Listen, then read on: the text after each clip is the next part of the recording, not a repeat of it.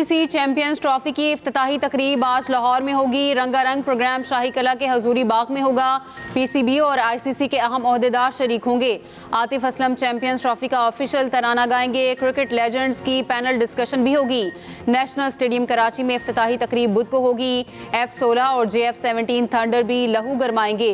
पाक फजाइया के तैयारों की मशकें नेशनल स्टेडियम की फजा में भरपूर रिहर्सल की गई। सिर्फ 3 दिन का इंतजार, फिर होगी क्रिकेट की बहार। आईसीसी चैंपियंस ट्रॉफी का मेला 19 फरवरी से सजने को तैयार। पहला टाकरा पाकिस्तान और न्यूजीलैंड के दरमियान कराची में होगा। बांग्लादेशी और भारतीय टीमों के दुबई में डेरे। बांग्लादेशी टीम की दुबई स्टेडियम में प्रैक्टिस। भारतीय टीम आज हाथ पैर खोलेगी।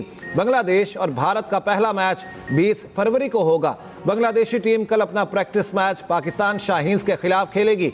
अफगान टीम अपना दूसरा प्रैक्टिस मैच न्यूजीलैंड के खिलाफ आज कराची में खेलेगी। पाकिस्तान और भारत का बड़ा टाकरा 23 फरवरी को होगा। रिवायती हरीफ दुबई में आमने सामने होंगे।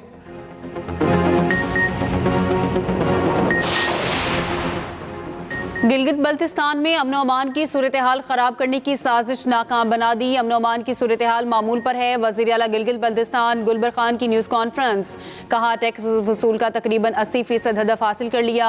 NFC वार्ड के मुताबिक हमें बजट दिया जाए। हमारी हुकूमत ने अवाम की फलाह बहबूद के लिए कई अहम इकदाम किए। लैंड रिफॉर्म्स के लिए कानून साजी जारी है। बैरून मुल्क से सयाहों की बड़ी तादाद ने गिलगित बल्तिस्तान का रुख किया। सयाहत के फ़रोग के लिए भरपूर इकदाम किए हैं।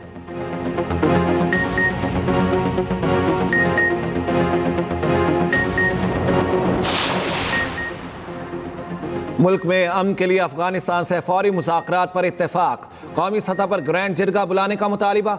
वज़ीर आला खैबर पख्तूनख्वा अली अमीन गंडापुर की ज़ेर क़यादत सियासी और मजहबी जमातों के रहनुमाओं का इजलास। शुरा ने कहा पाकिस्तान में अमन अफगानिस्तान में अमन के साथ मशरूत है। दहशतगर्दी के खात्मे के लिए जिरगा तश्कील दिया जाए। अली अमीन गंडापुर ने कहा हुकूक ना मिले तो हर फोरम पर जाएंगे। वतन के लिए जान कुर्बान करने वाले शहीद लेफ्टिनेंट हसन की नमाज जनाजा लाहौर गैरिसन में अदा। वज़ीर आज़म, वज़ीर दिफा, वज़ीर इत्तलात और आला फौजी और सिविल अफसरों की शिरकत। खैबर पख्तूनख्वा में 2 ऑपरेशन के दौरान 15 खवारिज हलाक हुए। बहादुरी से लड़ते लेफ्टिनेंट हसन समेत 4 जवान शहीद हुए। लेफ्टिनेंट हसन की उम्र 21 साल और लाहौर के रिहायशी थे। ISPR के मुताबिक DI खान के इलाका हताला में सरगना समेत 9 खवारिज मारे गए। शुमाली वज़ीरिस्तान के इलाके मीरान शाह में 6 खवारिज हलाक हुए। सदर और वज़ीर आज़म का शहदा को खराज अकीदत। दहशतगर्दी को जड़ से उखाड़ने फेंकने के आज़म का यादा। अपोजिशन लीडर उमर अयूब ने कहा पूरी कौम को अपने शहदा की कुर्बानियों पर फख्र है। पेट्रोल 1 रुपया और हाई स्पीड डीजल 4 रुपये फी लीटर सस्ता। नोटिफिकेशन जारी। पेट्रोल की नई कीमत 256 रुपये 13 पैसे मुकर्रर। हाई स्पीड डीजल 263 रुपये 95 पैसे फी लीटर हो गया। मट्टी का तेल 3 रुपये 20 पैसे सस्ता 171 रुपये 65 पैसे फी लीटर हो गया। लाइट डीजल की कीमत में 5 रुपये 25 पैसे फी लीटर कमी। नई कीमत 155 रुपये 81 पैसे फी लीटर हो गई। आज पाकिस्तानी नौजवान मायूस है तो इसमें किरदार बानी PTI का है। बानी PTI की सियासत से पाकिस्तान को पाक करना होगा। बानी PTI से जमहूरी किरदार की उम्मीद नहीं। चेयरमैन पीपल्स पार्टी बिलावल भुट्टो की म्यूनिख सिक्योरिटी कॉन्फ्रेंस के बाद गुफ्तगू। कहा हमें ये फैसला करना होगा कि मुल्क कैसे चलाना है। फ्रांस में AI कॉन्फ्रेंस हुई जहां दुनिया ने टेक्नोलॉजी पर बात की। पाकिस्तान कहा था हम अपने नौजवानों को डिजिटल दौर के लिए तैयार नहीं कर रहे। चैलेंजेस से निपटने के लिए चारों सूबों को और विफाक को एक होना होगा।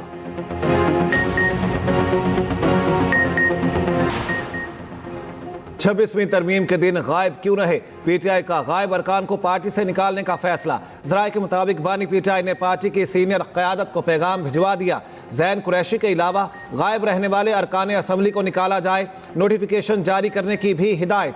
तरमीम के दिन ज़रक़ा सोहरवर्दी, सेनेटर फैसल सलीम, ज़ैन कुरैशी गायब रहे थे। असलम घुम्मन, रियाज फितियाना, मिक़दाद अली, औरंगज़ेब किची को शो कॉज नोटिस जारी हुए। ज़हूर कुरैशी, उस्मान अली और मुबारक ज़ेब भी राब्ते में नहीं थे।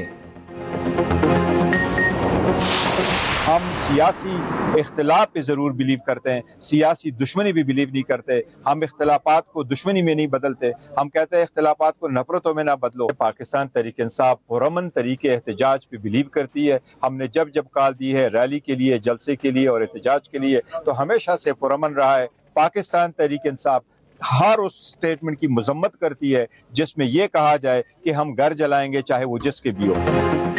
सियासी इख्तलाफात जरूर रखते हैं मगर सियासी दुश्मनी पर यकीन नहीं। चेयरमैन पीटीआई बैरिस्टर गौहर कहते हैं हम पुरअमन एहतजाज पर यकीन रखते हैं, जब भी एहतजाज किया पुरअमन रहे, जलाओ घिराओ हमारी पार्टी पॉलिसी नहीं।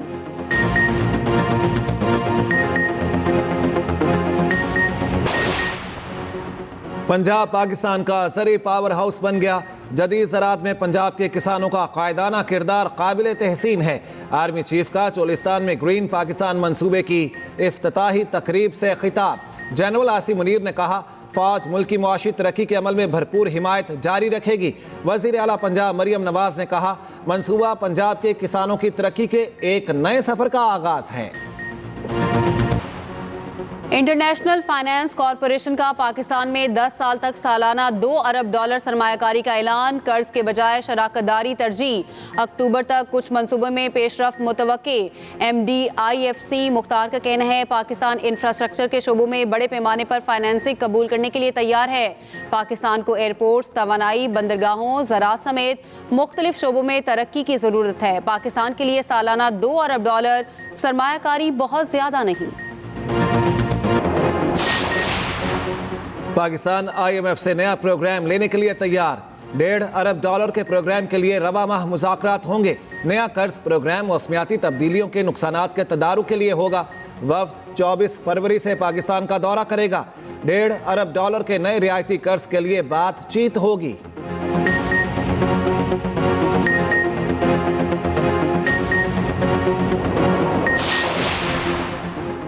रियल स्टेट सेक्टर की बहाली में रुकावट। वज़ीर आज़म ने टैक्स मरात के पैकेज पर फैसला मौखर कर दिया। रोजनामा एक्सप्रेस और एक्सप्रेस ट्रिब्यून की रिपोर्ट के मुताबिक हाउसिंग सेक्टर टास्क फोर्स ने जुम्मे को वज़ीर आज़म शहबाज शरीफ से मुलाकात की।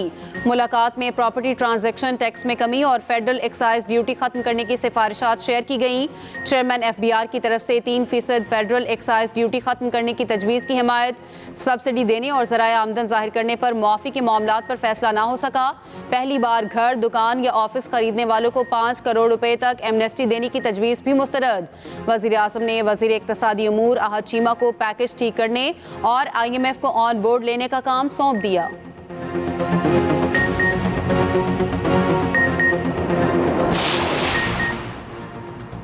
MKM का चेयरमैन मुहाजिर कौमी मूवमेंट आफाक अहमद की फौरी रिहाई का मुतालिबा। रहनुमा MKM फारूक सत्तार कहते हैं सिंध हुकूमत ने जंपर माफिया को खुली छूट दे रखी है। कराची में पहले ट्रांसपोर्ट माफिया होता था, अब टैंकर माफिया है।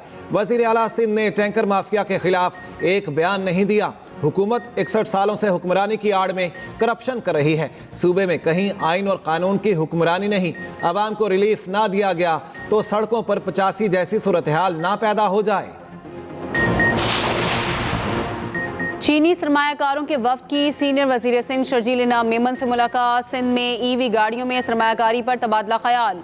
शर्जील मेमन की सिंध में EV मैन्युफैक्चरिंग प्लांट लगाने की दावत। कहा सिंध हुकूमत गैर मुल्की सरमायाकारों को ज़रूरी मराद फराहम करेगी। मैन्युफैक्चरिंग प्लांट से मईशत को फ़रोग मिलेगा। मुलाजमत के हज़ारों मौक़े पैदा होंगे।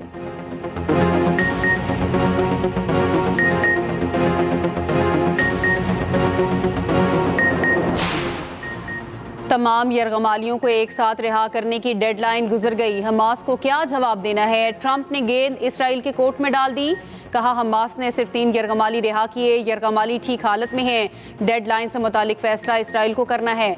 अमरीका इसराइली फैसले के साथ खड़ा होगा। दूसरी जानिब लेबनान, गजा और मगरबी किनारे में इसराइली फौज के हमले जारी।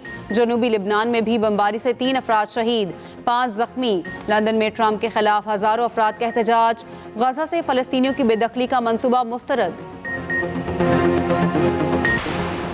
अमरीका ने यूक्रेन जंग के खात्मे की कोशिशें तेज कर दी। अमरीकी वज़ीर ख़ारिजा और मुशीर कौमी सलामती चंद दिन में सऊदी अरब जाएंगे। मुज़ाकरात में सऊदी वली अहद मोहम्मद बिन सलमान अहम किरदार अदा करेंगे। रूसी और अमरीकी वज़राए ख़ारिजा का टेलीफोनिक राब्ता। 2 तरफ़ा बातचीत शुरू करने पर आमादगी का इजहार।